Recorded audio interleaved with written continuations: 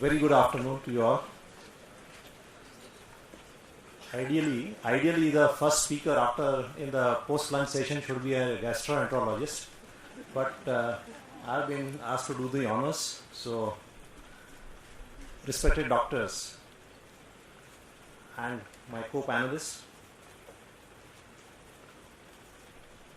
the French philosopher said this centuries ago: men and women who are occupied in the restoration of health to other men and women by the joint exertion of skill and humanity are above all the great of the earth. They even partake of divinity, since to preserve and renew is almost as noble as to create. So it was for this reason that when my daughter passed her 12th standard examination in science stream in the year 1999, and she was considering two options. One was information technology, because that was the branch where most of her friends were going, and the other was medicine. When she asked me, I said, of course you should go for a discipline which you like more, because ultimately it is going to be your career. So I was so happy when she chose medicine as her career, and now she is a medical oncologist. Now she is settled in Ahmedabad, and therefore it is always a pleasure meeting all the doctors. And I must congratulate the Indian Medical Association, Pune branch, and the Core Institute of Legal Medicine for having organized this conference, which is interdisciplinary exchange of ideas amongst the lawmakers, amongst the doctors, the judges, lawyers, and the law enforcers. Friends, we all know that law cannot cure an ailment. Law cannot make an ill person healthy. Law cannot reduce suffering. In fact, from what I have been hearing from Dr. Nagpal onwards, law does cause a lot of suffering to doctors also. But basically, law is expected to prescribe principles on which duty of healthcare institutions and medical practitioners can be judged. The relation between medicine and law will be healthy only when the Parliament would make a proper healthcare legislation, draft it clearly without ambiguity, and the implementation will be smooth. It is by making suggestions and recommendations at conferences like this.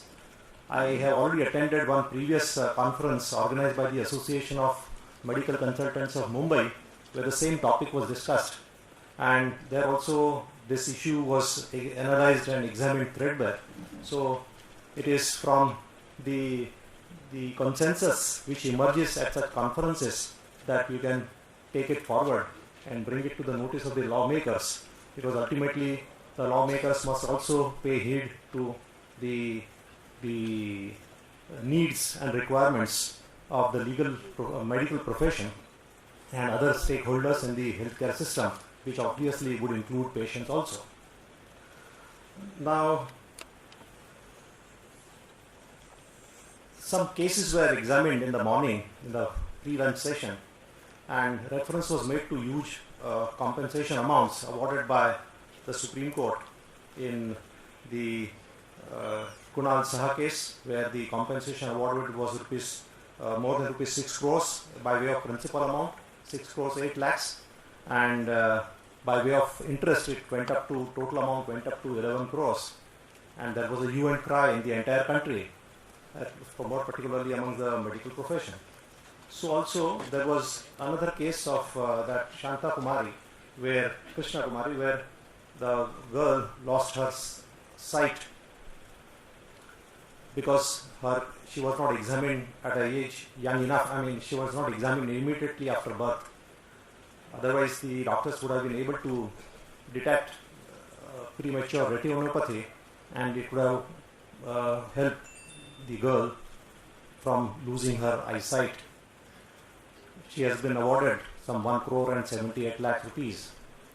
And the doctors are agitated that if you make such huge compensation awards, what will happen to our the security with which we are working at present for the welfare of the patients, if we have to keep at the back of our mind this kind of litigation all the time, we will not be able to discharge our medical duties properly.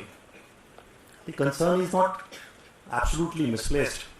But let me tell you, if you examine the judgments and the directions given by the Supreme Court, in both the cases, what the Supreme Court has done is that while making an award of rupees 6 crores and 8 lakhs plus interest, all that the doctors who were found to be negligent were asked to pay was 10 lakhs each. Two senior doctors were asked to pay 10 lakhs each. And one doctor, junior doctor, was asked to pay rupees 5 lakhs. In the other case from Chennai, where the girl lost her vision, again the negligence was found to be that of the doctors who did not conduct that proper test at the right time. But there also, the doctors were asked to pay, only two doctors were asked to pay only rupees 7 lakhs each. So the Supreme Court was conscious of the fact that they are dealing with the medical professionals who individually cannot afford to pay such high award amounts. Therefore, the Supreme Court directed the hospitals to bear this award amounts, to pay these award amounts. So that is one crucial, important fact to be noted.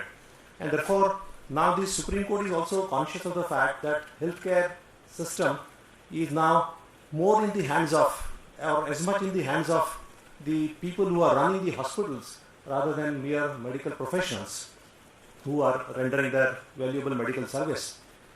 Now, in one of the judgments, especially the judgment by which the Supreme Court held that the medical profession is covered by the Consumer Protection Act, the Supreme Court was asked to examine this question, and the Supreme Court was very particular in dealing with that question, though people are not quite satisfied with the answers given by the Supreme Court.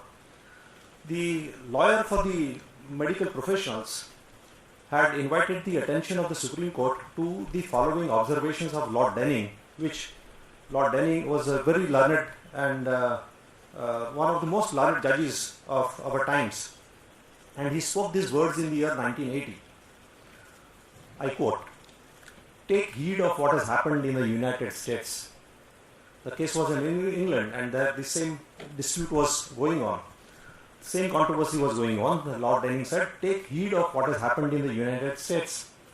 Medical malpractice cases there are very worrying, especially as they are tried by juries who have sympathy for the patient and none for the doctor who is insured. The damages are colossal.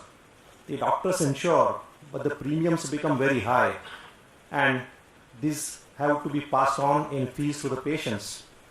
Experienced practitioners are known to have refused to treat patients for the fear of being accused of negligence. Young men are even deterred from entering the profession because of the risks involved. In the interest of all, we must avoid such consequences in England. Not only must we avoid excessive damages, we must say, and say firmly, that in a professional man, an error of judgment is not negligent." Very strong words, but the Supreme Court did not accept it on the ground that if this is allowed, then no man who is subjected to medical negligence will ever be able to get relief from law. Now, you are Dr. Nagpal and some of you have already referred to this, the consequences of this kind of approach. You have said, and this was also discussed at one of those conferences where that organized by the Association of Medical Consultants of Mumbai, where also Dr. Nagpal had made his presentation. The objection is that we cannot implement a first world regulatory structure with third world infrastructure. There is shortage of 1 million doctors, 2 million nurses, and 3 million beds at the grassroots level. Secondly, looking to the large number of patients that a doctor has to examine, he cannot do the kind of paperwork that a doctor in the USA may be able to do. There he may be examining 5 patients a day. Here the doctor examines 25, 30, 40, 50 patients a day. Then what was the experience in USA? when malpractice compensation reached mammoth proportions in USA, malpractice insurance premium rose to 3 months of the doctor's remuneration. So 1/4 of his income he had to pay by way of malpractice insurance premium. And what is the subsequent development in USA? In US, several states have capped malpractice compensation at US dollars 2,50,000, which in Indian currency terms works out to about rupees 18 lakhs. The important thing, that is the argument of the doctors, this cap reduced malpractice suits considerably. So because what happens in USA is, as you all know, the lawyers charge contingency fees. So the patient or the family does not have to pay any fees in the beginning. And depending on the award that is made, the lawyer will share the compensation amount. It may be 20%, 30%, 40%, maybe sometimes in 50% cases. So there is always incentive for the lawyer as well as for the patient or patient's family to go for big litigation and to make big claims. Now, therefore the consequence is that in USA, out of 14 doctors, one doctor is sued every year. That comes to about 7%. Now, look at this scenario in India. India has far fewer doctors than the World Health Organization, WHO, recommended minimum doctor population ratio of 1 doctor for 1,000 people. The further argument is that negligent doctors should be punished financially, but the award should not be so exorbitant that it should result into bankruptcy of doctors. High compensation amounts make the doctors go for defensive medicines, which makes the treatment more expensive for the patient generally. So now everybody knows that so many tests are being prescribed before a patient is diagnosed. I remember whenever I had any medical problem or any family member had a problem, we used to go to a family doctor who was almost my father's age. He was studying medicine when my father was studying law. So, and he would make the diagnosis and he would tell us that I would ask him, Uncle, don't I require this test or that test? So he said, no, our generation of doctors makes the diagnosis first from the symptoms that you tell us, and then we confirm the diagnosis with the test if necessary. Now the situation is otherwise. So the doctor first asks the patients to undergo tests and then make the diagnosis. So that has made the treatment very expensive. Then the further argument is that exorbitant awards in medical negligence cases may discourage, that is what Lord Denning said, may discourage young people from choosing the medical profession. We do not have much data on that because these awards have come very recently. So we haven't come across students who have said that they will not join the medical college because of this kind of awards. But it is true that as far as United States is concerned, there many doctors take early retirement at the age of 55, 60. I know of one pediatrician in USA who was a close relative. She took retirement and I said, well, you are young enough to continue to practice for another 10 years. But she said, look, I am 65. If I treat a child born today, a baby born today, for anything, something might go wrong, in the next 21 years, I'll be responsible for all those 21 years. So a child born today, if I treat that child, for the next 21 years, I have to keep in my mind that there may be some malpractice suit some day. So it's better to retire now and to avoid any such risk in future. Now, a poor country like India can ill afford to cause this kind of fear, psychosis in the minds of the medical professionals. But then there is also the other side of the picture, which Mrs. Vijaya Lakshmi Rao pointed out very emotionally, that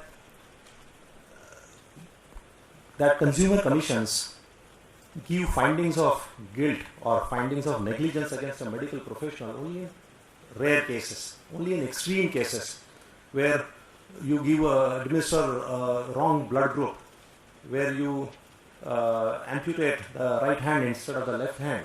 I mean, in cases of this as bad as this, if you don't award compensation for a child who loses almost the most important limbs of her for the rest of her life, or that student in the Nizam's Institute of Medical Sciences case where a 20-year-old engineering student became paraplegic because of what the court found as negligence of the doctors, and he would live for another 50 years because the longevity is about 70 years, and for the rest of his life somebody will have to take care of him. He will have to move in wheelchairs.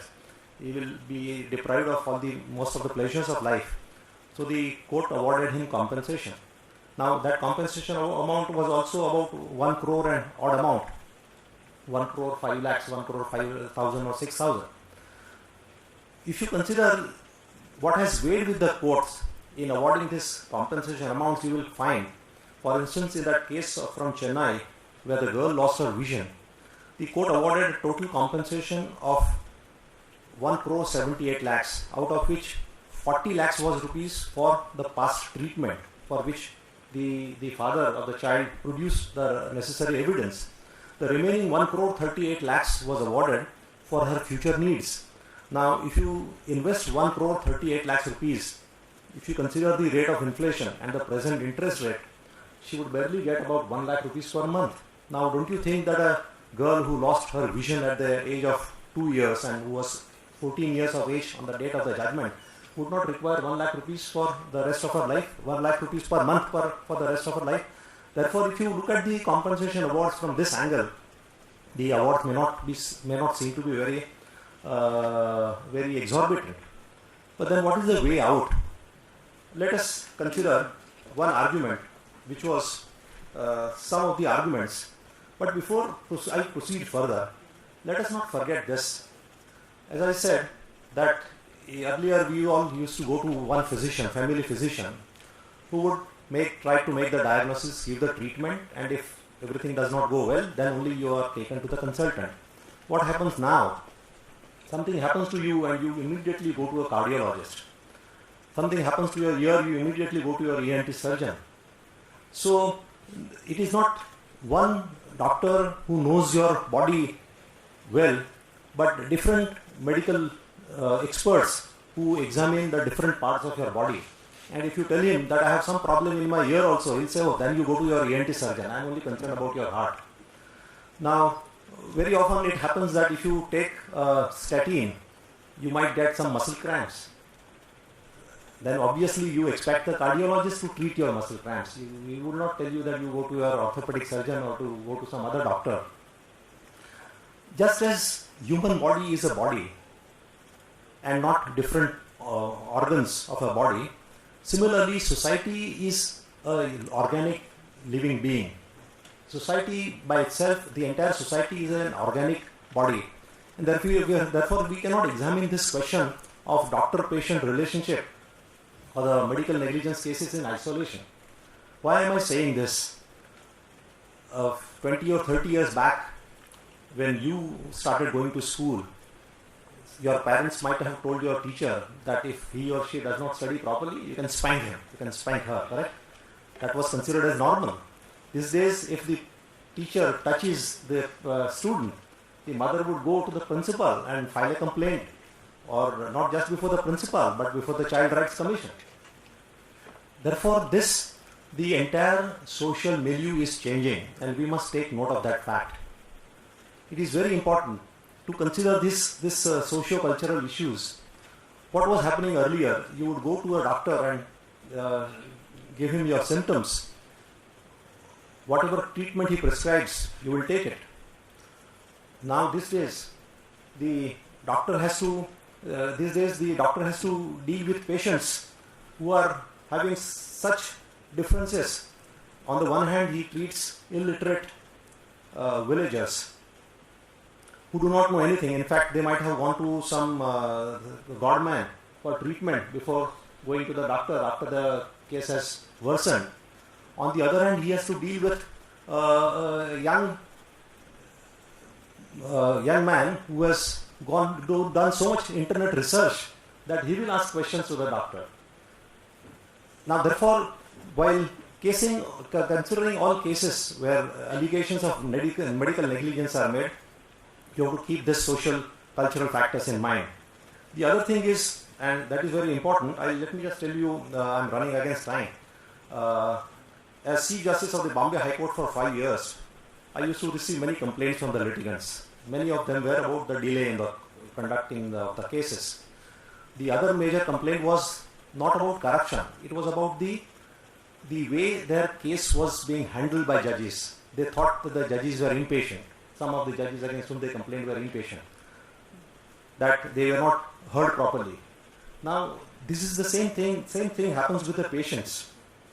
If the doctor takes the history with a little more patience, hearsay, then makes notes, the anger which the patient or the patient's relatives will have on the treatment not succeeding, which will be much less or nil as compared to a doctor who does not give that kind of treatment.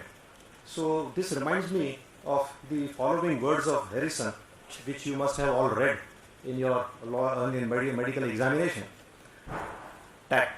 I am quoting Harrison on medicine. Tact, sympathy and understanding are expected of the physician, for the patient is no mere collection of symptoms, signs, disordered functions, damaged organs and disturbed emotions. He is human, fearful,